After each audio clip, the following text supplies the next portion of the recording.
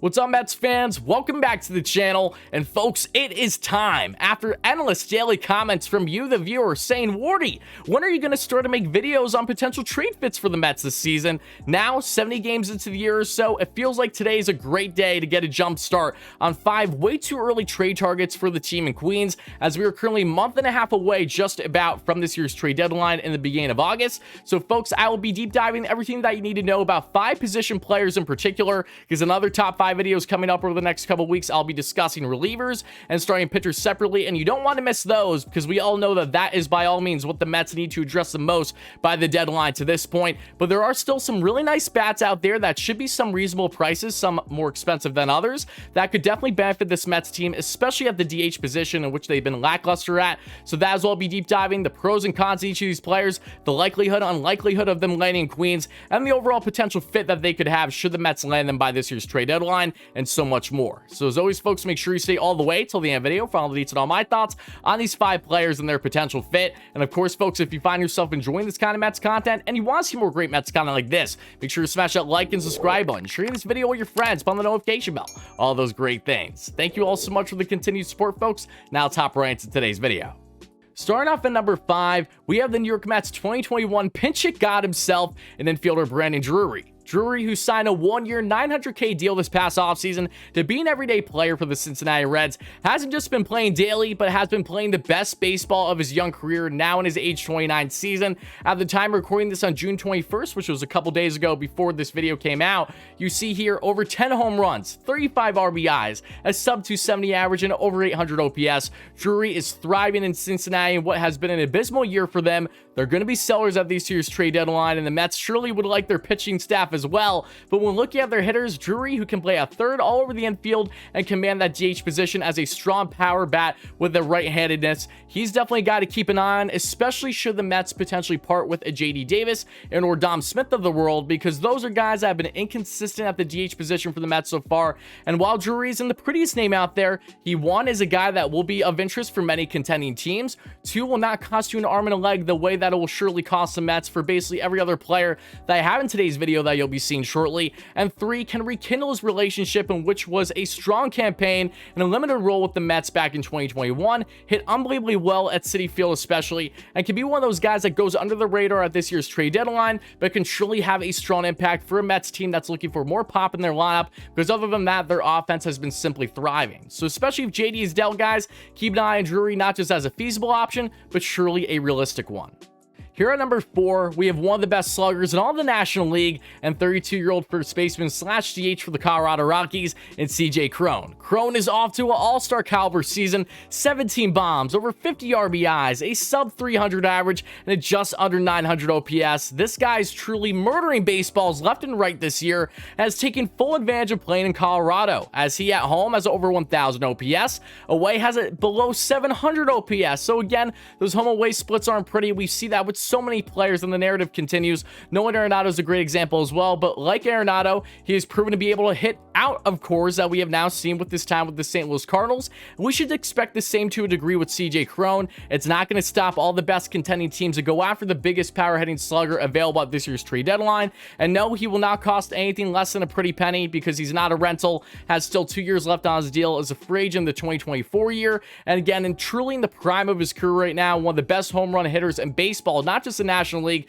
but across the entire MLB. No less, if the Mets decide to go all in on a guy like CJ Cron, they will be getting, again, one of the best power hitters to pair along with the best power hitter you could rightfully argue, an MVP, that being Pete Alonso, who's off to an amazing season here in 2022. So keep an eye on someone like CJ Cron. Again, going to cost you a bit, but the type of impact could surely be, without a doubt, the biggest trade deadline acquisition the 2022 season has to offer.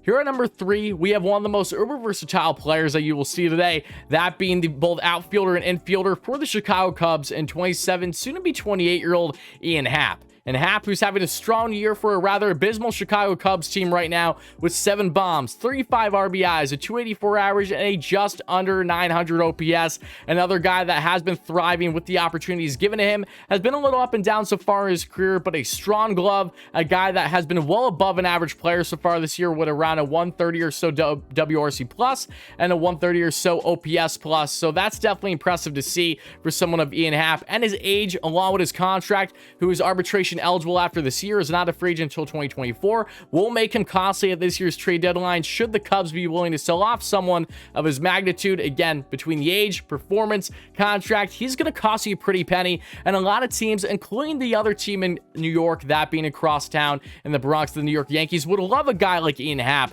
on their roster, but so would the Mets, because Happ has that versatility not just to play defense everywhere, could even slot in as a left fielder if they like his defense more than Mark Canha per se, but is also someone that can come in and not just command the DH role daily, but can bat from both sides of the plate. Is both a lefty and righty batter, switch hitter. He's been a better righty batter by far a little bit so far this year than lefty, but still no less is a guy that has that versatility. The Mets would then have 3 switch hitters daily in this Mets lineup, gives them more depth, more versatility, and awfully intriguing. So Ian Happ will be a very interesting name. Again, a costly one, not getting my hopes up, but definitely a fun guy to keep in mind should the Mets decide to go all in on him at this year's trade deadline.